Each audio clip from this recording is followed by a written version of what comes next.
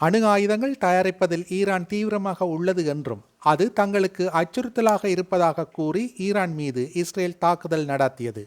இதற்கு பதிலடியாக ஈரானும் இஸ்ரேல் மீது தாக்குதல் நடத்தியது. இஸ்ரேலும் ஈரானும் தொடர்ந்து 4வது நாட்களாக பரஸ்பர தாக்குதலில் ஈடுபட்டு வருவதால் போர் வெடிக்கும் அபாயம் ஏற்பட்டுள்ளது. இஸ்ரேலுக்கு ஆதரவு தெரிவிக்கும் அமெரிக்கா உள்ளிட்ட நாடுகள் மீதும் தாக்குதல் நடத்தப்படும் என ஈரான் அறிவித்தது. இதனால் ஆத்திரமடைந்த அமெரிக்க ஜனாதிபதி டொனால்ட் ட்ரம்ப் அமெரிக்க இராணுவ தளங்களை தாக்கினால் ஈரானுக்கு கடுமையான பதிலடி கொடுக்கப்படும் என எச்சரிக்கை விடுத்துள்ளார். இந்நிலையில் அமெரிக்க ஜனாதிபதி ட்ரம்பை கொலை செய்ய ஈரான் திட்டம் போட்டுள்ளதாக இஸ்ரேல் பிரதமர் நெதன்யாகு அதிர்ச்சி தகவல் ஒன்றை தெரிவித்துள்ளார். உள்ளூர் தொலைக்காட்சி ஒன்றுக்கு அளித்த பேட்டியில் இஸ்ரேல் பிரதமர் நெதன்யாகு ஈரான் அணு ஆயுதங்கள் வைத்திருப்பதை ட்ரம்ப் விரும்பவில்லை என்பதில் உறுதியாகவும் தெளிவாகவும் உள்ளார். இதனால் அவர் ஈரானின் நம்பர் 1 எதிரியாக இருந்து வருகிறார். ட்ரம்ப் தங்களது அணுசக்தி திட்டத்திற்கு அச்சுறுத்தலாக இருப்பார் என்பதால் அவரை கொல்ல ஈரான் திட்டமிட்டுள்ளது. அவர்களின் உளவுத்துறை மூலம் ட்ரம்பை கொல்ல விரும்புகிறது. ஈரானின் அணுசக்தி நடவடிக்கைக்கு இஸ்ரேலின் தாக்குதல் பின்னடைவை ஏற்படுத்தியுள்ளது. ஈரானிடம் அணு ஆயுதம் இருக்க முடியாது. ஈரானால் நாங்கள் உடனடி அச்சுறுத்தலை எதிர்கொண்டோம். ஈரான் உலகிற்கு ஏற்படுத்தும் அச்சுறுத்தலை அகற்ற தேவையான அனைத்தையும் செய்ய இஸ்ரேல் தயாராக இருக்கிறது என்று தெரிவித்தார்.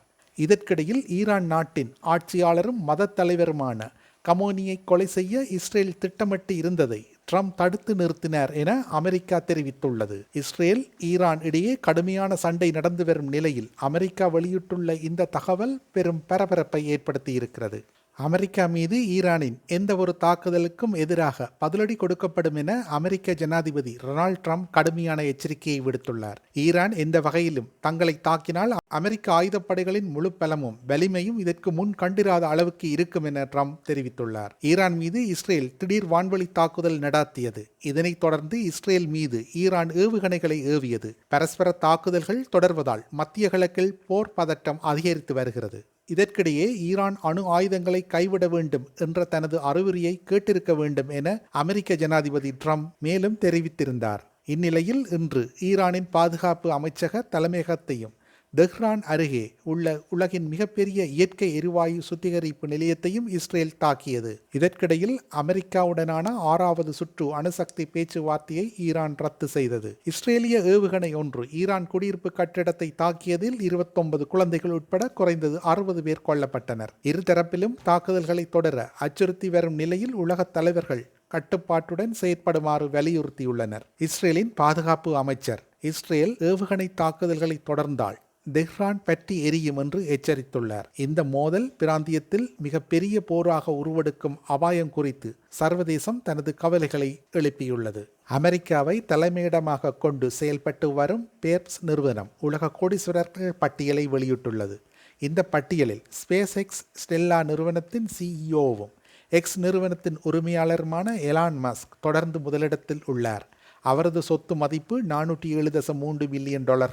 2வது இடத்திற்கு ஒராக்கிள் நிறுவனத்தின் இணை நிறுவனர் லாரி எலிசன் முன்னேறியுள்ளார். அவரது நிறுவனத்தின் பங்குகள் விலை உயர்வு காரணமாக கூடுதலாக $26 பில்லியன் சொத்து கிடைத்துள்ளதாக தெரிய வருகிறது. இதனால் அவரது மொத்த சொத்து மதிப்பு $243 மில்லியன் அதிகரித்திருந்தது. 3வது இடத்தில் மெட்ரா நிறுவனத்தின் சிஇஓ மார்க் ஹூகர்பெர்க் $239 பில்லியன் சொத்துக்களுடன் உள்ளார். 2வது இடத்தில் இருந்த அமேசான் நிறுவனத்தின் ஜெப் பெசோஸ் இம்முறை 4வது இடத்திற்கு தள்ளப்பட்டுள்ளார். அவரது சொத்து மதிப்பு $226 மில்லியன் உள்ளது. உடனுக்குடன் தெரிந்து கொள்ள உடனே சப்ஸ்கிரைப் செய்து பெல் பட்டனை கிளிக் பண்ணவும்.